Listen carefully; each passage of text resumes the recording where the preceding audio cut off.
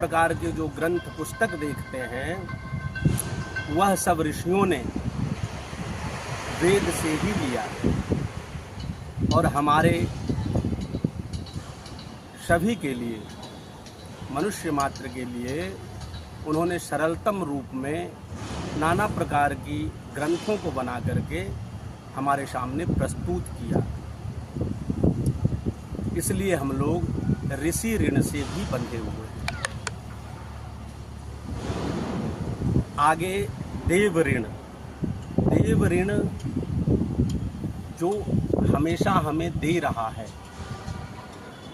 प्रकृति हमेशा प्रदान करती है।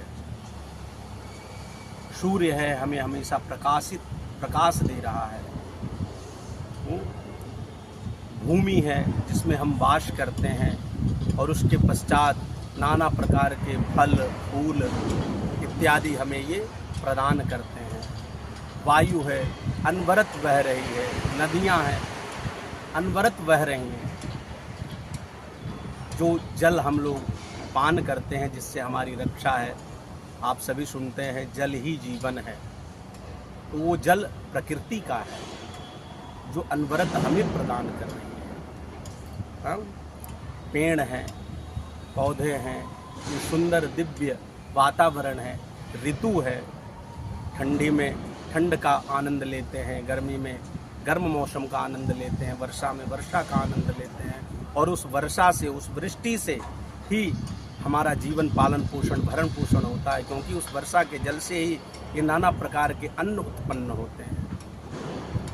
तो इस प्रकार से हम लोग देव ऋण से भी बंधे हुए हैं और इन ऋणों की मुक्ति के लिए हमें धर्म आदि, यज्ञ आदि, पूजन आदि अनुष्ठान करने चाहिए।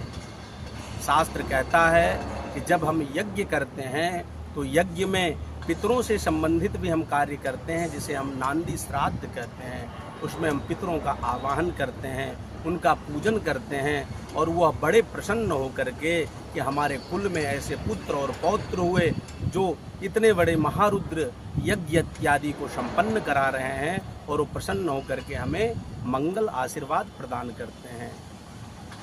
इसी प्रकार से ऋषि ऋण से मुक्ति के लिए उनके बनाए हुए ग्रंथों का पठन पाठन अच्छी तरह से करके धर्मादि कार्यों में उनका प्रयोग करते हुए उनका प्रचार प्रसार यानी उनका बढ़ावा करना चाहिए।